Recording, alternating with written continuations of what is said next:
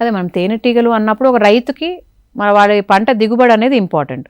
అదే ఒక నిరుద్యోగికి మనకు ఒక మంచి సోర్స్, ఇన్కమ్ సోర్స్. మనం తేనెటీగలు అంటే తేనె ఆల్రెడీ సాచురేట్ అయ్యారు, చాలా బ్రాండ్స్ ఉన్నాయి. కానీ ఇందులో పుప్పొడి అనేది ఒకటి కలెక్ట్ చేస్తుంటాం, లైక్ కొబ్బరి తోటల్లో పెట్టి, ఆవాల పంటల్లో పెట్టి, అండ్ మల్టీ అంటాం ఎక్కడైతే చాలా రకాల పంటలు ఉంటాయి అక్కడ. ఈ మొక్కజొన్న, జొన్న, ఇవేవైతే మిల్లెట్స్, ఇలాంటి వాటిలో పుప్పొడి బాగా దొరుకుతుంది. పుప్పొడి కూడా 28 వైటమిన్స్ ఉంటాయి. సో అవి తినడం వల్ల కూడా మనకి సమతుల్యంగా మనం ఆహారము తీసుకున్న వాళ్ళం అవుతాం. ప్రతి ఒక్క పిల్లల నుంచి పెద్దవారి వరకు మనకి ఆహార ఈ న్యూట్రిషన్ డెఫిసిట్ అనేది ఎక్కువ ఉంటుంది. సో ఇది తినడం వల్ల కూడా మంచి ఆరోగ్యం. అంటే ఇది తేనె అనేది 400-500 మనకు బయట దొరుకుతుంది, కానీ ఇది 2000 per కిలో ఉంటుంది. అలాగే మనకి మైనం నుంచి చాలా రకాలు ఉంటాయి. మైనం కూడా 500 అంటే 500 నుంచి 800 రూపాయలు. అలాగే మనకి ప్రొపలిస్ అంటాం, అది కూడా ఆకుల నుంచి తేనెటీగలు వాటి ఆరోగ్యం మెరుగుపరుచుకోవడానికి, రోగనిరోధక శక్తి కోసము అవి సేకరించినప్పుడు అది కూడా సేకరించడం జరుగుతుంది.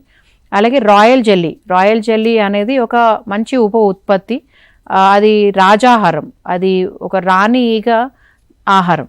సో అది కూడా మనం కలెక్ట్ చేయొచ్చు. అది కూడా మనం దాన్ని క్యాప్సూల్ ఫామ్లో చేస్తున్నాము. ఒక 30 క్యాప్సూల్స్ వచ్చేసి 1000 నుంచి 1200, అంటే ఒక కిలో 40 నుంచి 50,000 దాకా ఉంటుంది. అదే వెనం కూడా కలెక్ట్ చేయొచ్చు. దాంట్లో కూడా ఇప్పుడు మనం రీసెర్చ్ చేస్తున్నాం మన తెలంగాణ బీఎఫ్ సొసైటీ నుంచి, దాన్ని వ్యాలిడేట్ చేయాలి అని. కుట్టించుకోవడం కూడా ఒక థెరపీ. ఎవరైతే ఆయుర్వేదిక్ చేస్తున్నారో అన్ని డిపార్ట్మెంట్స్లో కూడా సాచురేషన్ వచ్చేసింది. ఇప్పుడు ఆయుర్వేదలో, హోమియోలో ఇవన్నీ కూడా మనకు ఒకప్పటి నుంచి ఉన్నవే.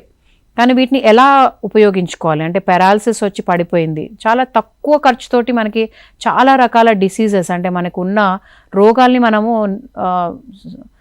దాని నుంచి ఉపశమనం పొందొచ్చు. అలాగే మనం రోగ నిరోధక శక్తిని కూడా మనం పెంచుకోవచ్చు.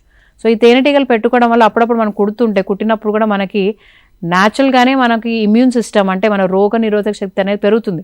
సో గత 2 సంవత్సరాలుగా నేను చూస్తున్నాను, నాకు ఎలాంటి దగ్గు, జలుబు సీజనల్గా వచ్చేవి ఎలాంటివి కూడా నేను కనుమరుగా, అంటే మనకి ఎలాంటివి కూడా రావట్లేదు. అంటే ఏంటి, మనం తినే ఆహారము, అవి ఆ వెనం అంటే ఆ విషం కూడా మనకి రోగ నిరోధక శక్తిని అనేది పెంచుతుంది అని.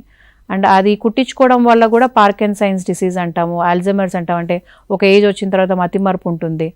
అలాగే మనకి ఇమ్యూన్ సిస్టమ్ డిజార్డర్, కొంతమందికి ఏ తిన్నా పడదు, కొంచెము తొందరగా వీక్ అయిపోతుంటారు, తొందరగా రోగాల నుంచి కాపాడుకోలేకపోతారు.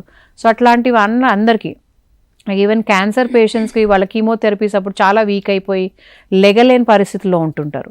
సో అట్లాంటి వాళ్ళు కూడా ఈ పుప్పొడి తేనె తినడము, రాయల్ జెల్లీ ఒక మంచి సప్లిమెంట్.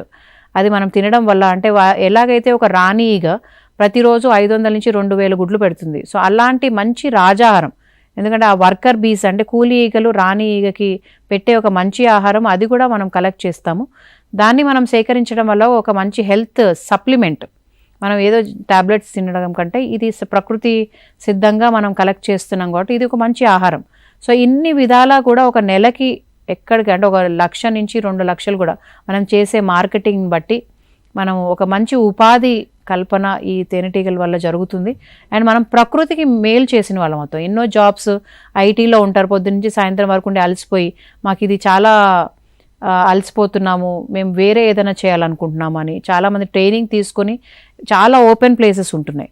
అలా ప్రకృతి వ్యవసాయం చేస్తూ తేనెటీగలు పెట్టుకోవాలా, అక్కడ మేము తేనెతో పాటు ఇలాంటివి కూడా చెయ్యాలి అని చెప్పి మన దగ్గర ట్రైనింగ్ తీసుకున్న వాళ్ళు ఉన్నారు.